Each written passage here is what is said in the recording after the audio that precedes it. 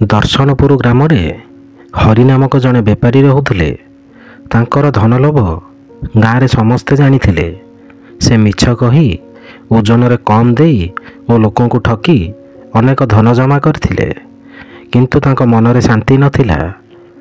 ରାତିରେ ସେ ପ୍ରତିଦିନ ସ୍ୱପ୍ନ ଦେଖନ୍ତି ଓ କଷ୍ଟ ଭୋଗନ୍ତି ଓ ତାଙ୍କ ସ୍ୱପ୍ନରେ ଏକ ଅଜଣା ସାଧୁ ତାଙ୍କୁ ଡାକୁଥିଲେ, କହୁଥିଲେ, ସତ୍ୟର ପଥ ଖୋଜ, ତାହେଲେ ତୁମେ ଅମର ଧନ ପାଇବ। ଗାଁର ଲୋକେ କହୁଥିଲେ, ଦର୍ଶନପୁର ଜଙ୍ଗଲରେ ଜଣେ ଅଜଣା ସାଧୁ ରହନ୍ତି, ଯିଏ ଏକ ରହସ୍ୟମୟ ପଥର ଦେଇଥାନ୍ତି, ଯାହା ଧନ ଓ ଶାନ୍ତି ଦେଇପାରେ। ହରି ନିଷ୍ପତ୍ତି ନେଲେ ଯେ ସେ ସେହି ସାଧୁଙ୍କୁ ଖୋଜିବେ। ତାଙ୍କ ମନରେ ଧନର ଲୋଭ ଥିଲା, କିନ୍ତୁ ଶାନ୍ତିର ଆଶା ମଧ୍ୟ ଲୁଚି ରହିଥିଲା। ହରି ଜଙ୍ଗଲରେ ପହଞ୍ଚିଲେ। ଏକ ରାତିରେ ଏକ ବୃକ୍ଷ ତଳେ ଜଣେ ବୁଢ଼ା ସାଧୁ ଦେଖାହେଲେ। ତାଙ୍କ ଚେହେରା ଶାନ୍ତ ଓ ଆଖିରେ ଗଭୀର ଜ୍ଞାନର ଆଲୋକ ଥିଲା। ସେ ହରିଙ୍କୁ ଏକ ସାଧାରଣ କଳା ପଥର ଦେଇ କହିଲେ, ଏହି ପଥର ତୁମର ମନର ଦର୍ପଣ। ଏହା ତୁମକୁ ଅମର ଧନ ଦେବ ଯଦି ତୁମେ 3ଟି ନିୟମ ପାଳନ କରିବ। ସର୍ବଦା ସତ କହିବ, ଗରିବଙ୍କୁ ସାହାଯ୍ୟ କରିବ ଓ ପ୍ରତିଦିନ ଧ୍ୟାନ କରିବ। ହରି ଭାବିଲେ ଏହା ସହଜ, କିନ୍ତୁ ତାଙ୍କ ଲୋଭ ତାଙ୍କୁ ନିୟମ ଭାଙ୍ଗିବାକୁ ବାଧ୍ୟ କଲା। ହରି ଗାଁକୁ ଫେରିଲେ। ସେ ଆଗ ପରି ମିଛ କହି ବେପାର କଲେ, ଗରିବଙ୍କୁ ଅପମାନ କଲେ ଓ ଧ୍ୟାନ କରିବା ବଦଳରେ ଧନର ସ୍ୱପ୍ନ ଦେଖିଲେ। କିନ୍ତୁ ପଥରଟି ଦିନକୁ ଦିନ ଭାରି ଲାଗୁଥିଲା। ହରି ଅସୁସ୍ଥ ଅନୁଭବ କଲେ, ଯେପରି ତାଙ୍କ ମନରେ ଏକ ଅଜଣା ଭାର ବଢ଼ୁଛି। ସେ ଜଙ୍ଗଲକୁ ଫେରି ସାଧୁଙ୍କୁ ଖୋଜିଲେ। ସାଧୁ ପୁଣି ଦେଖାହେଲେ ଓ କହିଲେ, ପଥରର ଭାର ତୁମର ଅପରାଧର ପ୍ରତିଫଳନ। ସତ କହି ନିଜର ଭୁଲ ସ୍ୱୀକାର କର। ହରି ଅନୁତାପରେ କାନ୍ଦି ପଡ଼ିଲେ ଓ ନିଜର ସମସ୍ତ ଭୁଲ, ଚୋରି, ଠକେଇ, ଅପମାନ ସ୍ୱୀକାର କଲେ। ଆଶ୍ଚର୍ଯ୍ୟରେ ପଥରଟି ହାଲୁକା ଲାଗିଲା।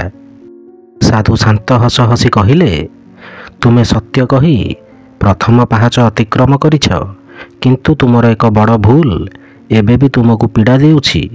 ହରି ଆଶ୍ଚର୍ଯ୍ୟ ହେଲେ।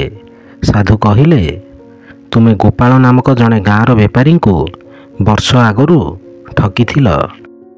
ତୁମେ ତାଙ୍କ ଜମି ଓ ଧନ ମିଛରେ ହଡ଼ପ କରି ତାଙ୍କୁ ନିଃସ୍ୱ କରିଥିଲ। ସେ ଆଜି ଗାଁରେ ଗରିବୀରେ ବଞ୍ଚୁଛନ୍ତି।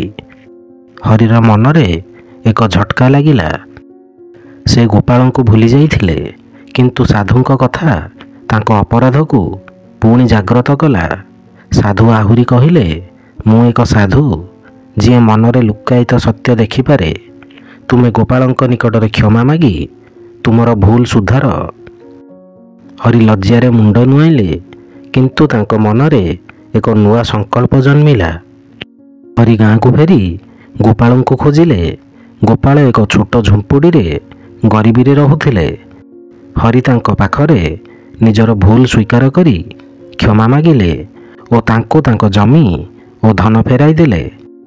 ସେ ଅନ୍ୟାୟରୁ ଅର୍ଜିତ ଅନ୍ୟ ଧନ ମଧ୍ୟ ଗରିବଙ୍କୁ ବାଣ୍ଟିଦେଲେ। ସେ ପ୍ରତିଦିନ ଧ୍ୟାନ କରିବା ଆରମ୍ଭ କଲେ। ଏକ ରାତିରେ ସେ ପଥରଟିକୁ ଦେଖି ଆଶ୍ଚର୍ଯ୍ୟ ହେଲେ। ଏହା ଏକ ଚମକୁଥିବା ରତ୍ନରେ ରୂପାନ୍ତରିତ ହୋଇଥିଲା। ହରି ବୁଝିଲେ ଯେ ଏହି ରତ୍ନ ତାଙ୍କ ମନର ଶୁଦ୍ଧତାର ପ୍ରତୀକ। ସେ ରତ୍ନଟିକୁ ଗାଁର ମନ୍ଦିରରେ ଅର୍ପଣ କଲେ ଓ ତାପରେ ତାଙ୍କ ମନରେ ଏକ ଅଜଣା ଶାନ୍ତି ଅନୁଭବ ହେଲା। ହରିର ପରିବର୍ତ୍ତନ ଗାଁର ଲୋକଙ୍କୁ ପ୍ରେରଣା ଦେଲା। ଗୋପାଳ, ଯିଏ ହରିଙ୍କ କ୍ଷମା ଓ ସାହାଯ୍ୟ ପାଇ ନୂଆ ଜୀବନ ପାଇଥିଲେ, ହରିଙ୍କ ସହ ଏକ ସେବା ଆଶ୍ରମ ଖୋଲିଲେ।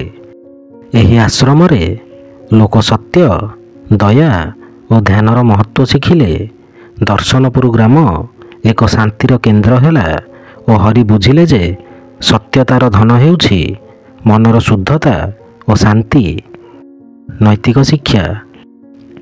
ସତ୍ୟ, ଦୟା ଓ ଧ୍ୟାନ ହେଉଛି ଆଧ୍ୟାତ୍ମିକ ଧନର ମୂଳ।